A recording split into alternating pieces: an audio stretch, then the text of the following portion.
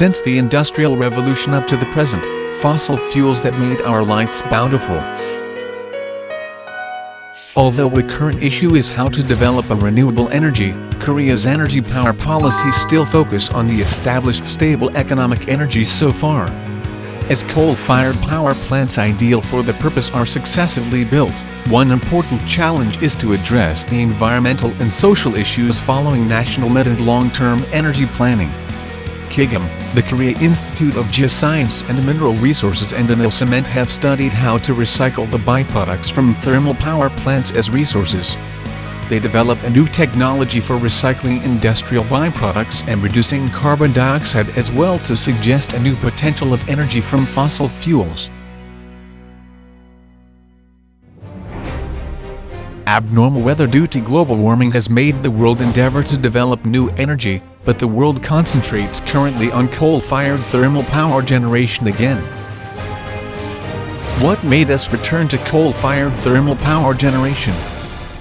Since the Fukushima nuclear power plant accident in 2011, concerns about safety of nuclear power and globally stabilized long-term prices of bituminous coal highlight the importance of coal-fired thermal power generation.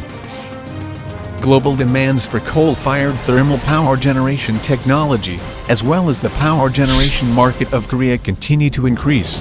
Accordingly, the governments of Korea and other countries strengthen the responsibility of coal-fired power plants for the environment and request them to assume the obligation of reducing greenhouse gases. This team is a leader in developing the high-functional green cement technology for recycling byproducts from thermal power generation, aluminum processing and a water treatment process to convert thermal power generation to clean power generation. The KIGAM and Hanil cement discovered industrial byproducts the most ideal as a raw material for alumina, and found out the raw material mixing condition for reducing the amount of used limestone and producing substitute material for natural alumina, or is to develop the best synthesis technology for producing low-carbon high-functional green cement. The research team built the Danyang factory of Hanil cement in 2010 and succeeded in demonstration research based on the developed technology. In 2014, it used industrial byproducts and employed a real cement production process to produce a large volume of high early strength and low shrinkage clinker in a continuous process to commercialize the low-carbon high-functional green cement.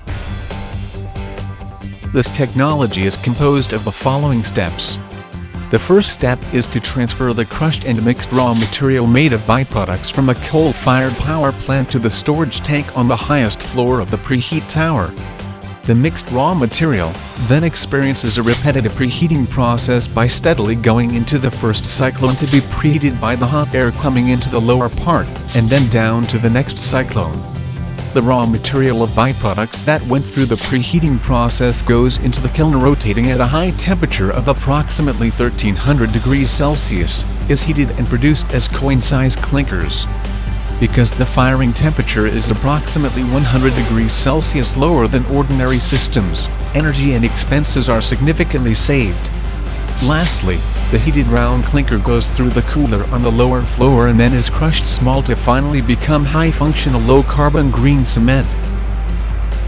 Because the special cement produced as such features high early strength required for constructing super high-rise structures or emergency repairs, reduced shrinkage for preventing cracks of cement buildings and long service life, and high fluidity for improving workability, it efficiently makes up for the weakness of ordinary cement.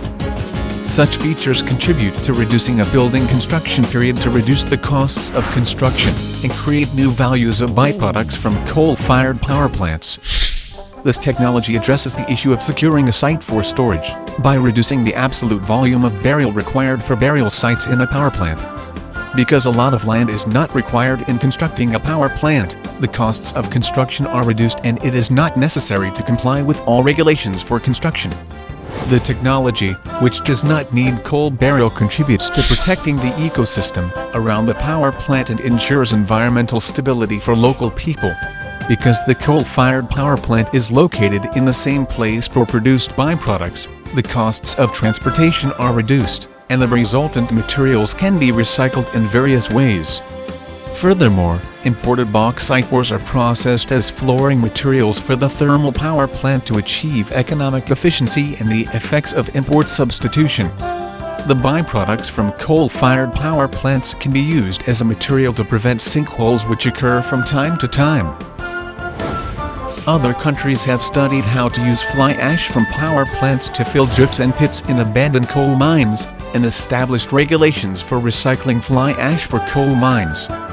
Filling the drifts and pits with fly ash by applying the stabilization technology will help power plants to lessen the burden of the fly ash burial costs, and enhance the safety of the areas around Korea's coal mines and where sinkholes occur.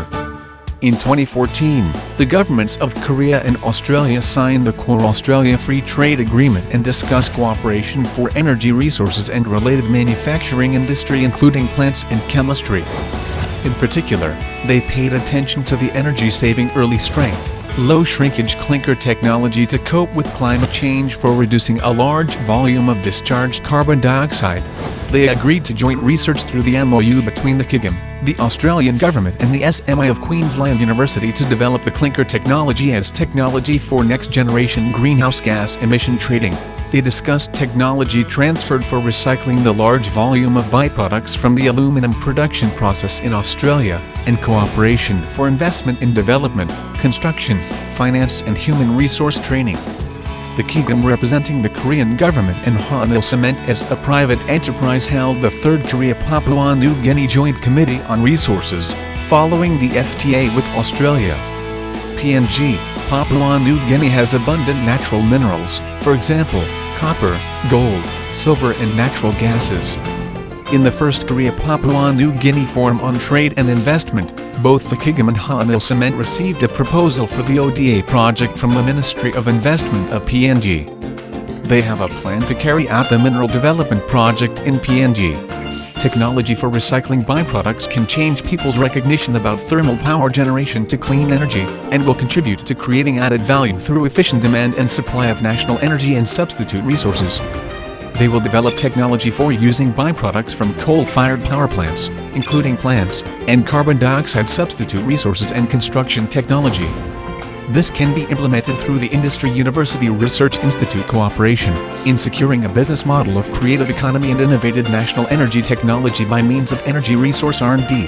Korea will be able to export hybrid generation systems based on the developed technology to emerging and developing countries and be a global leader for coal-fired power generation technology. The KIGAM and Hanil Cement seeking an answer to the question about coexistence of power generation and the environment are making the technology for the earth, the technology for a bountiful tomorrow, and the technology for empowering Korean economy. The KIGAM and Hanil Cement will make every effort together until Korea produces a new standard in the coal-fired power generation market by means of the low-carbon high-functional green cement.